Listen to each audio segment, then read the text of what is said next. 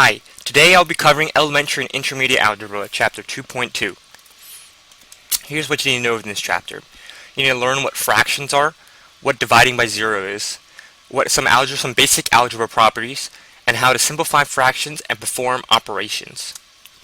So fractions mean like a part of something, and also means the top number divided by the bottom number. So in the fraction x over y, you can think about it as a cake divided into a y number of slices, and you choose x number of slices. For example, if it was the fraction 2/3, you divide a cake into 3 slices and you take 2 slices, and that amount of area is equal to the fraction.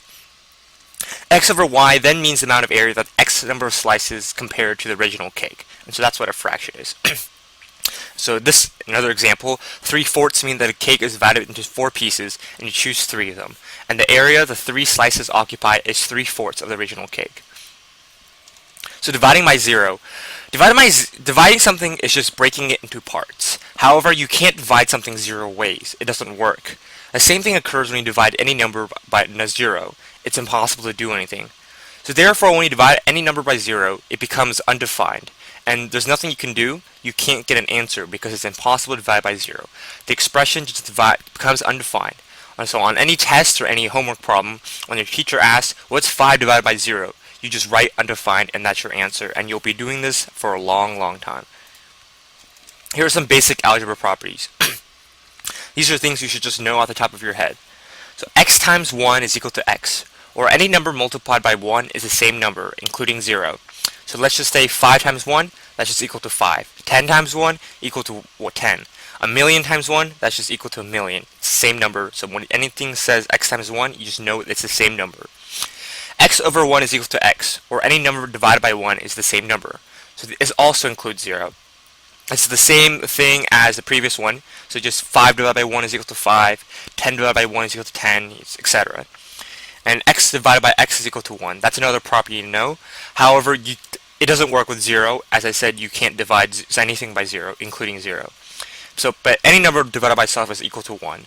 So 5 divided by 5 is equal to 1, 10 divided by 10 is equal to 1, 7 divided by 7 is equal to 1. So that's something you should know off the top of your head. So now let's learn how to perform fraction operations. To multiply fractions, simply use this formula. If it's a fraction a over b times the fraction c over d, the answer is equal to a times c over b times d. It's very simple. That's what you need to know that. To divide fractions, use this one. A over b divided by c over d is equal to a over b times d over c.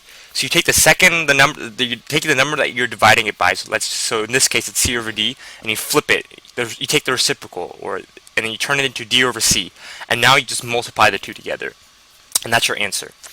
To add this fraction, use this formula. A over b plus c over b is equal to a plus c over b.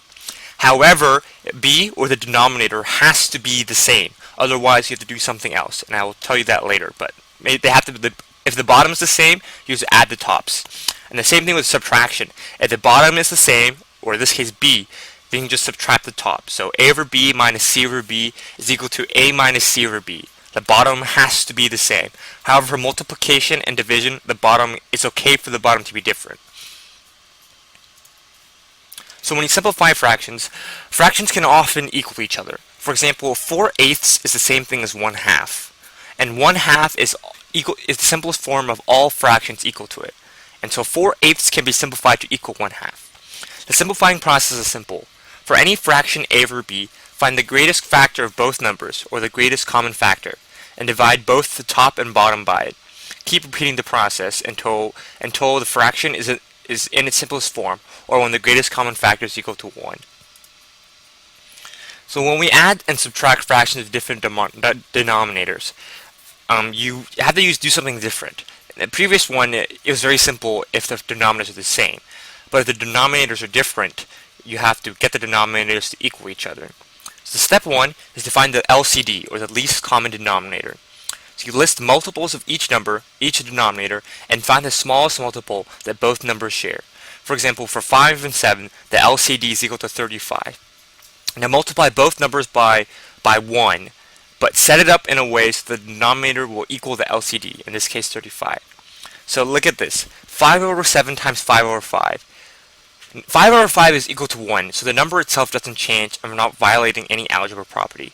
However, what we purposely choose 5 over 5 so the denominator will turn into 35. And we do the same thing for the other one. We multiply by 7 over 7 and turn the denominator into 35.